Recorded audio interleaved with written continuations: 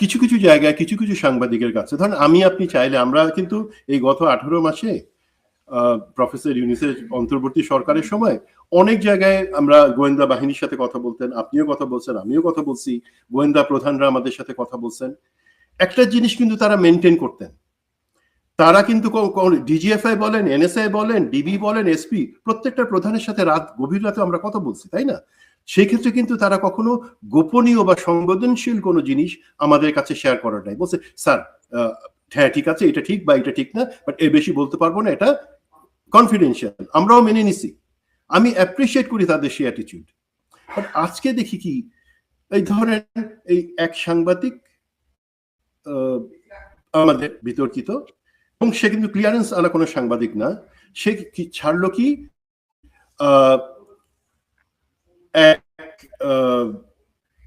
Professor Yunus সরকারের এক senior consultant বোধহয় মুস্তাইন জাহির, সে পালাই চলে যাইতেছে এয়ারপোর্ট থেকে, এমন ধরনের ছবি টবি।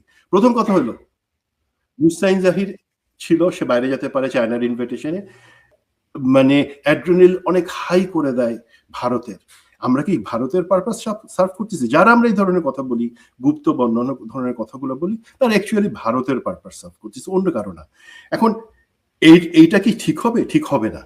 কারণ আপনি যখন এই ফজলুর রহমান এমপি, আন্দালিব পার্থ এমপি, এবং ওই অস্ত্র চোরাচালানি মুসাব শামশেরের ছেলেটার নাম কি, ওই যে ববি হাজ্জাজ, এই ধরনের আওয়ামী লীগের হার্ডকোর লোকদেরকে, যারা সমস্ত আত্মীয় স্বজন হচ্ছে আওয়ামী লীগ এবং যারা আওয়ামী লীগের পারপাসে কাজ করছে, আজকে ববি হাজ্জাজকে বলেন তো, তার যেই বাবার থেকে সম্পত্তি পাইছে, যেই এতশো কোটি টাকা, সেগুলা কিভাবে আসছে? পার্থকে বলেন তো কিভাবে আসছে, কার টাকা সেগুলা?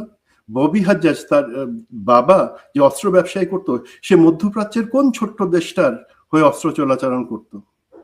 সেই প্রশ্নগুলোর উত্তর এখন বিএনপি চলে তাদের কথায়, হয়তো তারাই তাদের ফ্রন্ট লাইনার, তাদের আবার কিছু আছে মিডিয়াতে কথা বলবার জন্য কিছু লোক আছে।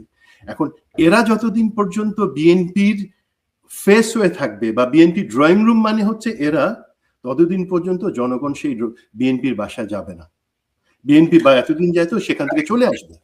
এখন জি বলেন, আপনি শেষ করেন। জি, এখন এই জায়গাটাতে কেন ভাই এই আটকা পড়ে আছে? আমার একটা সাধারণ কথা বলতেছিলাম, লোকে অনেক সময় বলে ডিপ স্টেট বা অন্যান্য কোনো কিছু এরাই আসলে চালাচ্ছে, বিএনপি চালাচ্ছে না, আবার আরেক পক্ষ বলে আসলে ভারত চালাচ্ছে, জনাব তারেক রহমান ভারতের কাছে দেশ বিক্রি করে দিয়ে তারপর ক্ষমতা আসেনি, এই ধরনের অনেক কথা বলে। আমি ভাই জিনিসটা বলি, যারা এই ধরনের ফালতু কথা বলে তাদের প্রথম কথা, আমাদের দেশের অর্ধেক মানে 90% লোক ডিপ স্টেট বলে। ডিপ স্টেট কি জানে? ডিপ স্টেট হচ্ছে বেসিক্যালি যেই কনসেপ্ট আছে সেটা হচ্ছে একটা রাষ্ট্রের ভিতরে একটা শক্তিশালী একটা অংশ, যারা রাষ্ট্রের খুব গভীর শিকড়ের ভিতরে আছে, যারা কোনোদিন নিজেরা ক্ষমতার সামনে আসবে না, জনাব সালাউদ্দিনের মতন চেহারাটা সামনে দেখাবেন না, পিছনে থেকে কিন্তু কাজ করে যাবে, সবকিছু নিয়ন্ত্রণ করবে, এবং তারা যেই দলই ক্ষমতায় আসুক না কেন, তারা আসল পাওয়ারটা হাতে রাখবে। আপনি তাকান একটু মিডিয়ার দিকে, প্রথম আলো, ডেইলি স্টার, চ্যানেল আই, তারপরে কালের কণ্ঠ, এরা সব সময় কিন্তু ন্যারেটিভ তৈরি করে যায়, কোন পাওয়ারে থাকে। দেন আপনি যদি আসেন মিডিয়ার বাদে ব্যবসায়ীতে আসেন, এর আপনি এস আলম গ্রুপ, আব্দুল আওয়াল মিন্টু সাহেবের গ্রুপ, বসুন্ধরা গ্রুপ, এরা তো সব কোন সরকারের সময় গত 25 বছরে বলেন তো কষ্টে ছিল?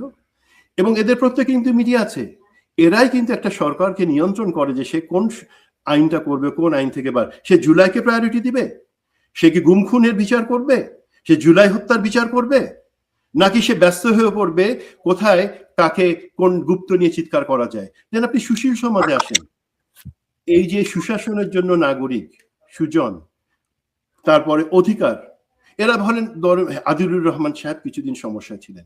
এর বাদে আমাদের দেশে যেই সমস্ত সুশীল বা অন্যান্য সংগঠন আছে, তারা কোন সরকারের সময় সমস্যায় ছিল? আজকে ধরেন আমি একটা জিনিস বলি বিএনপিকে, আপনাদের এই যে 10টা অস্ত্র মামলা, সেটা তো সবাই ছাড়া পেয়ে গেছেন, গ্রেনেড হামলা মামলা সবাই ছাড়া পেয়ে গেছেন। বলুন তো, যেই একজন ব্রিগেডিয়ার জেনারেল রহিম, ওনাকে মেরে ফেলা হলো কারণ উনি বলতে চান নাই, ওনাকে জোর করা হয়েছিল বলবার জন্য যে আজকের প্রধানমন্ত্রী তারেক রহমান, তখনকার বিএনপি তারেক রহমান সেটার সাথে জড়িত। সে কখনোই এই মিথ্যা কথাটা স্বীকার করে সাক্ষ্য দিতে চায় না বলে তাকে মেরে ফেলা হলো। ব্রিগেডিয়ার জেনারেল রহিমকে মেরে ফেলা হয়েছে, উনি একজন শহীদ। ওনার ফ্যামিলি কোথায় আছে আপনারা জানেন? বিএনপি ওনার পরিবারের কি যোগ্য কেউ নাই যাকে আপনারা এই সরকারের কোথাও না কোথাও বসাতে পারতেন? পারেন নাই।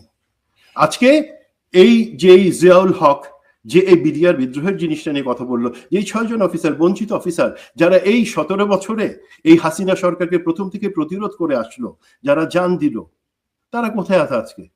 তাদের কোনো খোঁজ রাখেন? নতুন নতুন কোথা থেকে পাখি এসে বসছে, সুন্দর পাখি, তাদের দিকে তাকান। দেখেন ভাই, আমি আপনার সাথে গতকালকে একটা জিনিস বলতেছিলাম না, ময়ূর, আপনাদের এখন ময়ূর পেখম মেলার জায়গায় আছে, আপনারা সুন্দর ময়ূরের পেখম মেলে আছেন, বাট ময়ূর কখন পেখমটা বন্ধ করে জানেন? যখন সে নিজের পায়ের দিকে তাকায়, কতটা নোংরা একটা পা, দেখে লজ্জায় তার পেখম বন্ধ হয়ে যায়। আমরা চাই না যে আপনারা পেখম বন্ধ করেন, বাট একই সাথে আপনারা আপনাদের পাটা পরিষ্কার করেন, যেই পায়ের এখানে ডক্টর জাহিদ অথবা এখানে আপনাদের এই পার্থ, ফজলুর রহমান, এরা আপনাদের চেহারা বা প্রতিনিধিত্ব করবে না। সত্যিকারের যে বিএনপি জাতীয়তাবাদী শক্তি, তাদেরকে ক্ষমতার মধ্যে কেন্দ্রে রাখেন, জনগণকে সাথে নেন, এভরিথিং উইল বি গুড ইনশাআল্লাহ।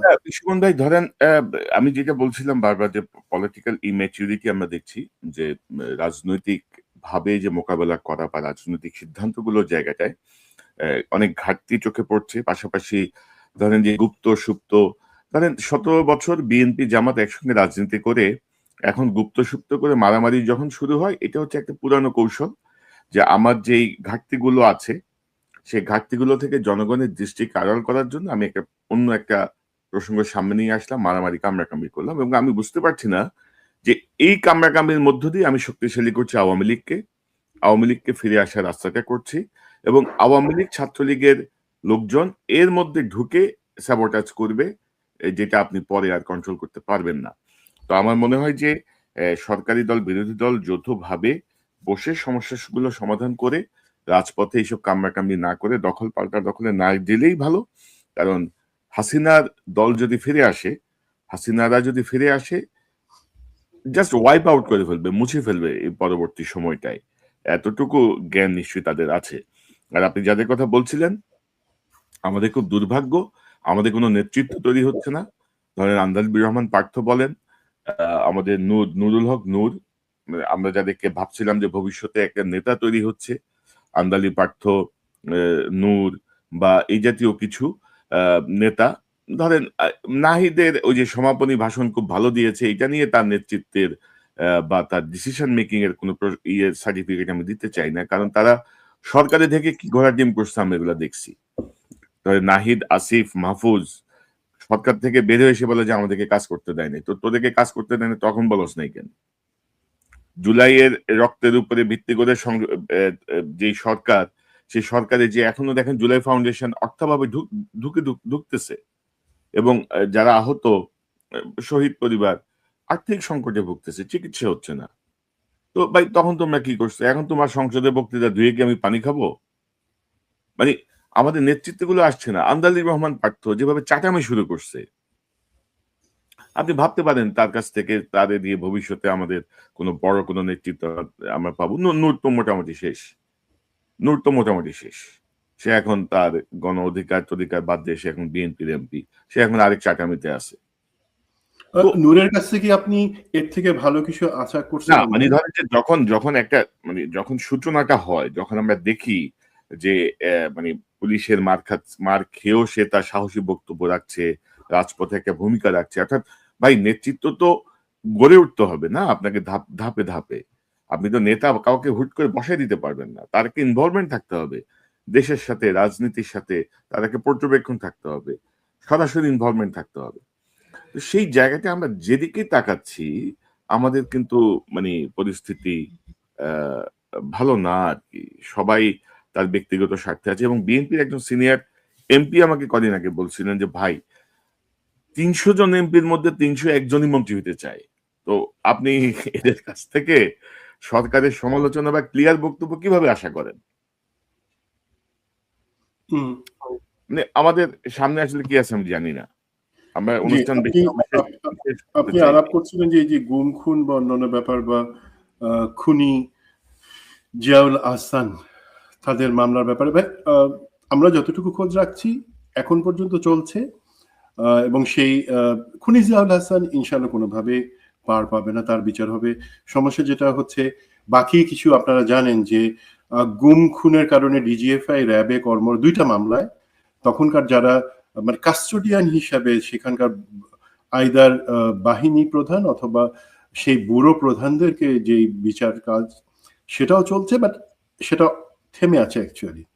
এখন সরকারকে প্রমাণ দিতে হবে যে সে যারা সত্যিকারভাবে জড়িত ছিল তাদেরকে সেখানে এনে একটা দৃষ্টান্ত স্থাপন করতে চায় কিনা।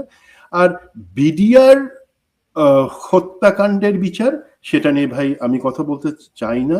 আমি শুনলাম আপনি বিডিআর হত্যাকাণ্ডটা অ্যাকচুয়ালি কমিশনের রিপোর্ট এবং আমরা যে যে ইনফরমেশন গুলো বলছিলাম সে অনুযায়ী আপনি সম্ভবত একটা পূর্ণাঙ্গ চিত্র জি জি জি ভিজুয়ালি নিয়ে আসবার জন্য একটা প্ল্যান করছেন। That will be very great work. আমি মনে করি যে সেখানে অ্যাকচুয়ালি প্রথম থেকে শেষ পর্যন্ত কিভাবে হলো, কারা পিছনে ছিল, সেটা সত্য কমিশন যেভাবে সত্যটা তুলে নিয়ে আসছে সে অনুযায়ী আপনি ভিজুয়ালি সেটাকে উঠে নিয়ে আসছেন। ইনশাল্লাহ আমার মনে করি হয়।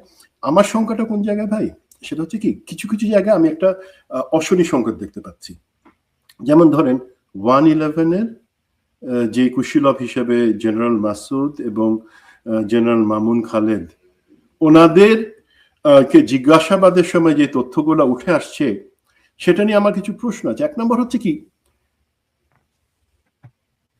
আপনারা যদি মনে করেন যে 111 একটা খারাপ জিনিস ছিল এবং সেটা কখনো হওয়া উচিত না, সেই হিসেবে ওনাদেরকে করতে পারেন, ওনাদেরকে জিজ্ঞাসাবাদ করতে পারেন। বাট দেখেন, আমাকে যে গুম করে রাখছিল 3টা দিন 2009 সালে, তখন জেনারেল মামুন খানে, তখন উনি ব্রিগেডিয়ার জেনারেল, উনি সেটা ওনার দায়িত্বে আমাকে গুম করে রাখা হয়েছিল, সেই হিসেবে ওনার উপর আমার সব থেকে বেশি রাগ থাকার কথা। বাট তারপর বলি ভাই, কিছু জিনিস আছে 111-এর সময় আমি যতদূর জানি জেনারেল মামুন খানের কোনোভাবেই সেটার সাথে ইনভলভ ছিলেন না। সুতরাং আপনার ওনার মুখ থেকে কিছু তথ্য বাইর করে যদি পত্রিকা এনে আমাদেরকে খাওয়ান, তখন আমাদের সন্দেহ হয় যে আপনারা কি ভিতরে ভিতরে কোনো উল্টা ন্যারেটিভ তৈরি করার চেষ্টা করতেছেন। যেমন তারপরে আমি বলি, ডিবিতে কি কথা হইতেছে ওনাদেরকে রিমান্ডে নেওয়া অবস্থায়, সেটা ওনারা যখন আদালতে, ডিবি বা সরকার পক্ষ যখন আদালতে সেটা বলবে যে এই কথা ওনারা বলছেন, সে তার মারফত আমরা জানতে পারি। কিন্তু ডিবি কিসের জন্য সাংবাদিকদের কাছে বিভিন্ন সময় বলবে তারা ইন্টারোগেশনের সময় কি প্রশ্ন করতেছে, তার উত্তর কারা দিতেছে, একটা চলমান ব্যাপারে তারা কেন বলবে? এগুলা কি ব্যত্যয় না? তার মানে এগুলো কি আপনারা সাজানো কোনো গল্প ছাড়তে চাইতেছেন? 3 নাম্বার হচ্ছে, ওনাদেরকে তো 111 সংক্রান্ত কোনো মামলায় গ্রেফতার করা হয় নাই, কাস্টডিতে নেওয়া হয় নাই, অন্য মামলায় নেওয়া হয়েছে যেখানে ওনাদের সাথে অবশ্যই সেটা হতে পারে বিভিন্ন জিজ্ঞাসাবাদে 111 এবং সম্পর্কিত জিনিসগুলো উঠে আসতেছে। আপনারা দরকার হলে সেই ক্ষেত্রে একটা কমিশন তৈরি করে সেই ক্ষেত্রে ওনাদেরকে নেন। আমার কথা হচ্ছে, ওনারা কিন্তু দুইজনই অত্যন্ত ইম্পর্টেন্ট জায়গায় ছিলেন, আছেন, এবং ওনাদের থেকে আমাদের অনেক কিছু জেনে খারাপ জিনিসটা বন্ধ করা সম্ভব। বাট তরিকা মতো যান, আপনারাই তো আমাদের তরিকা শিখান, সংবিধান শিখান, আইন শিখান। ধাপাবাজি করতেছেন কিসের জন্য ডিবির মুখ থেকে? আমরা জানি না ডিবি কি কি ধরনের গল্প ছাড়তে পারে। এই ধরনের গল্প ছাড়েন না, ফ্যাক্টটা উঠে আসুক কমিশনের মাধ্যমে, সেটা আমরা জানবো। বাট আর আরেকটা জিনিস ভাই, কোনো এমপি কারো কোনো কথাই নাই কিন্তু মানে এই সংসদে এই সরকারের যে এজেন্ডা গুলো তার মধ্যে প্রথম এজেন্ডা আসা উচিত আওয়ামী লীগের অপরাধীদের বিচার, জুলাই হত্যার সঙ্গে যারা যুক্ত ছিল তাদের বিচার, গুম খুনের সঙ্গে যারা যুক্ত ছিল তাদের বিচার, বিডিআর হত্যাকাণ্ডের বিচার। এই জায়গাগুলো ছিল ফার্স্ট প্রায়োরিটি। তো ফার্স্ট প্রায়োরিটির এই জায়গাগুলো নিয়ে কারো কোনো বক্তব্য নাই। এবং পুরো সংসদে আপনি যদি দেখেন যে বিএনপির সংসদ সদস্যদের মধ্যে একমাত্র রেজা কিবরিয়া এই প্রসঙ্গটা খুব ক্লিয়ারলি এনেছেন। আপনার বক্তব্য জানতে চেয়ে, পাশাপাশি গুম খুনের বিডিআর এর আসলে অবস্থাটা কি, আপনি তো অনেক খোঁজ খবর রাখছেন, আপনার কাছ থেকে শুনি। ভাই এই জায়গাতে কেন আপনার ফ্রাস্ট্রেশন গুলার এখানে আমার নতুন করে কোনো কিছু আসলে যোগ করবার নাই। যে সেই ক্ষেত্রে আমার শুধু আফসোসটা কি, ধরেন কোন জায়গায় আটকায় গেছে আমাদের এই সরকার, এই দেশের জনগণ আনছে এই সরকারকে। আপনি ইলেকশন ইঞ্জিনিয়ারিং বা যা কিছুই বলেন না কেন, এর বাদে আমি ওই সব পলিটিক্যাল জায়গায় যেতে যাচ্ছি না। আমরা তো জামাতের সাথেও কথা বলছি। জামাত কি রেডি ছিল ক্ষমতা নেওয়ার জন্য? ন, এটা আমরা পরিষ্কারভাবে জানি। তো এখন একটা জায়গায় অ্যাকচুয়ালি কিছু কথা আসতেছে যে কারা অ্যাকচুয়ালি এই দেশটাকে আবার ভারতের হাতে তুলে দিতে চাচ্ছে। দেখেন, সংসদে যে কথাবার্তা হয় তার মধ্যে আপনি বলছেন, আমার কাছে কিন্তু এমপি নাহিদের বক্তব্যটা অনেক ম্যাচিউর মনে হয়েছে, অনেক সুন্দর লাগছে। এই সমাপনী ভাষণ যখন সে দিল, এইখানে আপনি দেখেন, বাট বেশিরভাগ সময় কাটছে গুপ্ত এবং জামাত শিবির এই সমস্ত জিনিসগুলো নিয়ে কথাবার্তা, আর অন্যান্য কিছু অশ্লীল কথাবার্তা সেখানে আসছে। এখন এই সরকার যেখানে ঠিক করতে হবে যে সে কি ইন্ডিয়া এবং আওয়ামী লীগের সব থেকে পছন্দের একটা জিনিস হচ্ছে যখন সে দেখে আমাদের জাতীয়তাবাদী এবং যে আমাদের ধর্মীয় অনুভূতির উপর বেস করে যেই শক্তি আছে বাংলাদেশে, তারা নিজেদের মধ্যে মারামারি কামড়াকাটি করে। তখন ইন্ডিয়ার সেদিন ঈদ লেগে যায়, তখন সম্ভবত হাসিনা মোদিকে স্পেশাল ইনভিটেশন পাঠায় যে ঠিক আছে আগামীকালকে আসেন দেখা করি। তো সেই জিনিসটা কিন্তু আমরা করতেছি। যখনই মারামারি কামড়াকামড়ি সরকারের বিএনপির ভিতর থেকে জামাতের ভিতর থেকে একজন আরেকজনের বিরুদ্ধে বা এনসিপি এরা কথা বলে, এটা